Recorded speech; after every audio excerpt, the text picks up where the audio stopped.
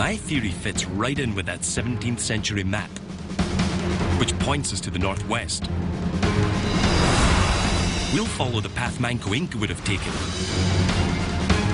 northwest to the jungles of Vilcabamba, where Silvio Robles says he took the sun disk to hide it from the conquistadors.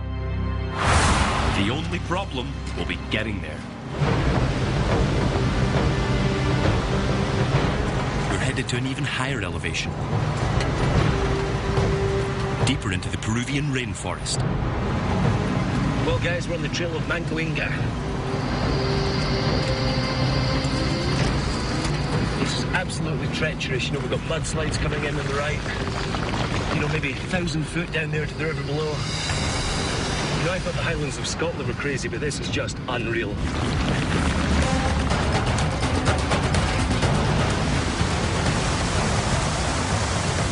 Have you ever seen anything like this before, guys? So guys, remember that we're at 11,000 feet here, so you might experience some altitude sickness, and that can be anything from a headache to disastrous stomach problems. If you need anything, let me know, but those are the most important things, is just drink a lot of water.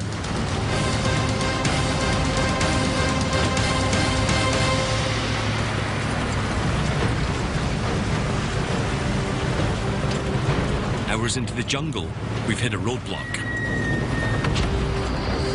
The only road is washed out by a landslide. Wow, this place. Wow, look at that.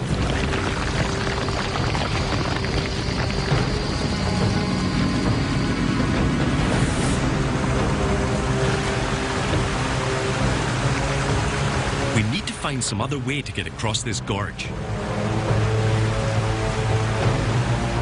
Looks like we're gonna have to take the high road.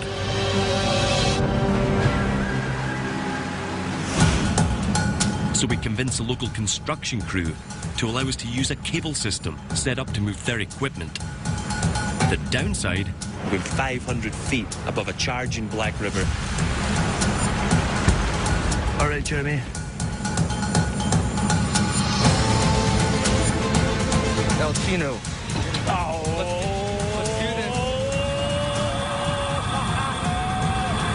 It's going to take more than a 500-foot drop to stop me from finding that golden disc.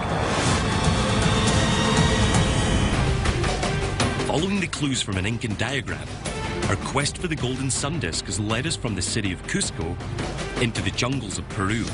However, the mountain pass has been completely washed away, and the only chance to continue is across a 1-inch thick cable stretched over a chasm 500 feet in the air.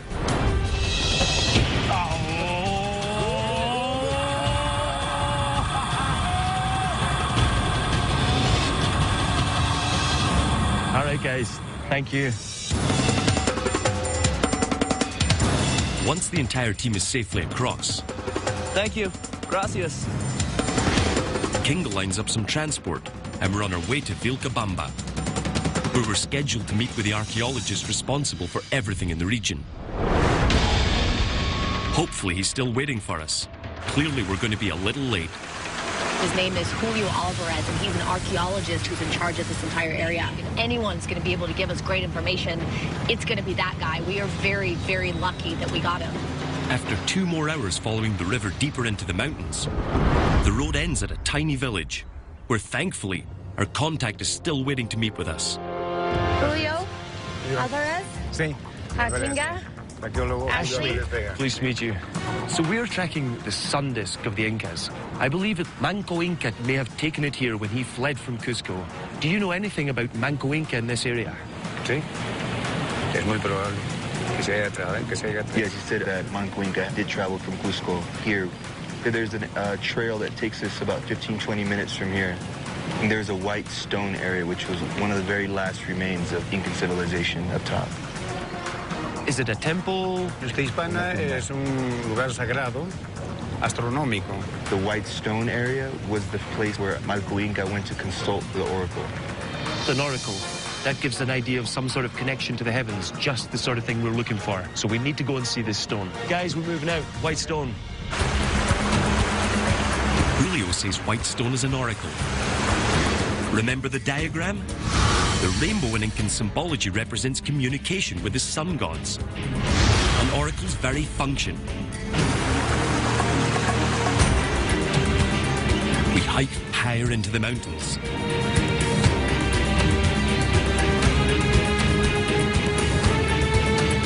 And then we arrive at Whitestone. We know this is the place Manco Inca stopped on the run from the conquistadors. Whitestone was where he consulted the gods for help. And when I looked closer, I realized that we could be looking at another map. Gonna try and read this. What is that, Ash? Look, it's cut into the stone. This could be a central meridian. It looks pretty man-made to me. Nature doesn't make straight lines. It points to the northwest. The same direction as everything on Pachacuti's diagram. The same direction as everything on this search so far. I need to stand back there and try and read this. Here we go. Look at this, King Guy. Standing back here, coming back from it, look at the shape of the rock. It's like a mountain. It is. That could be telling us that the sun disk is at the peak of a mountain. To the northwest.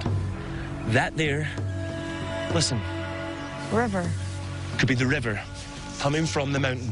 We've got to get to the top of a mountain. We've got to follow a river up. So it's a map to where they would have kept their most prized possession. Absolutely. The sun disk is at the top of the highest hill in the environment, the closest place to the heavens. This is literally a huge arrow pointing towards the disk.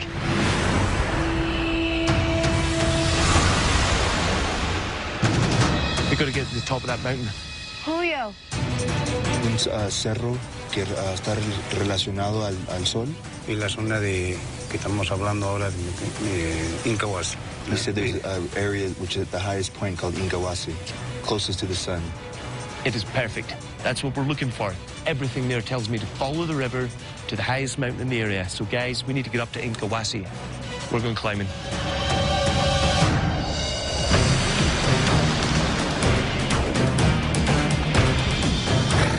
You like your horse? I love it. Bond with him. He'll be carrying you a long way.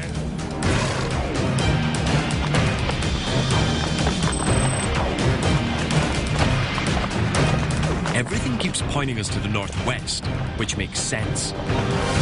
According to the diagram, we're looking for a place close to the heavens where the sun and stars commingle. The highest point in the landscape.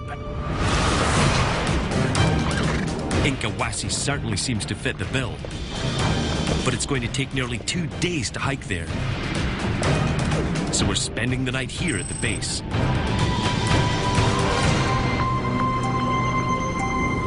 That's like a village. Let's do it, guys.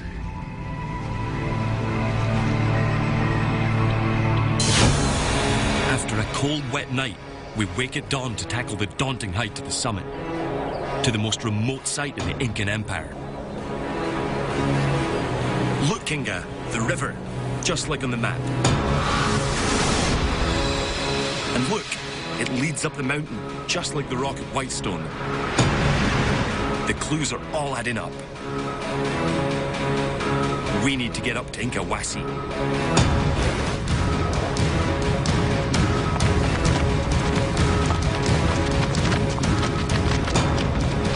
Every treacherous step could be leading us closer to the elusive sun disk.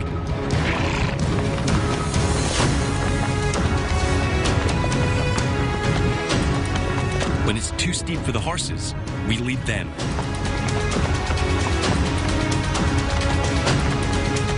I'm starting to see why the Incans may have taken their most revered artifact to this remote place.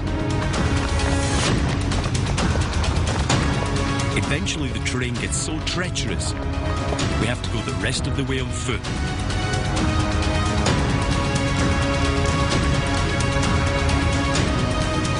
We keep climbing until there are no mountains above us. So this is it. And then we're there. Incahuasi. We're on the trail of the Incan Golden Sun Disk. We follow the clues all the way from Cusco to here, Incahuasi, the highest point in the Peruvian mountains. where I think the sun disk was taken to hide it from the pillaging Spanish conquistadors. Can you imagine coming up to build this?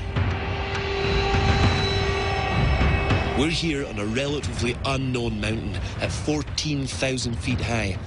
And an amazing building, an observatory, another sun temple at the highest point in the landscape in the Incan civilization. But why would they build something all the way up here? The answer? What better place to hide their greatest treasure from the Spaniards? Near impossible to reach, yet closer to the source of its power and creator than ever before. Right, Ken, let's just split up. You find any hollows, chambers, shallows? Right. That's what we're looking for. You got it. All right. Go this way. And this building where we're standing, it's a line facing the northwest. Just like the Coricancha temple, from where the sun disk came, and Saxa woman after that. And look at the shape of the diagram we've been following. It looks remarkably similar to the shape of the structure here. The similarity can't be ignored. Everything's adding up. I really think we're in the right place. And at the center of the temple, I find something really interesting. Look here. It's kind of a depression. This sinkhole is a sign that the floor of this chamber has caved in over the years. Meaning there was a chamber below it at some point in the past. And indeed, the diagram I've decoded shows a storage area here. A perfect hiding place. You know, this is sinking down. Listen, it sounds hollow. It is hollow. Look how far down it goes, can you see? Yeah. I mean, how deep can this possibly be? This could go on who knows how deep. This is futile. Do you know the disc could be right below our feet? This could have been 100 feet deep. This site is protected, so we just can't dig. But I think there's every chance that the disc could be buried right beneath our feet. And the chances are, when the Spaniards eventually run them out, they could well have installed it in a chamber underneath this very room. There. Getting to Incahuasi was the most difficult challenge we've faced so far. It seems likely that was by design. The Incans were trying to hide and protect their greatest treasure. What better place than somewhere so hard to reach? I think there's every chance that we found the sun disk's last resting place. But the protected location means I'm unable to dig down into the ground to test my theory. Gaining permission will take a long time, but I'm hoping to return one day to excavate this site. Maybe then the sun disk can shine again on the people of Peru.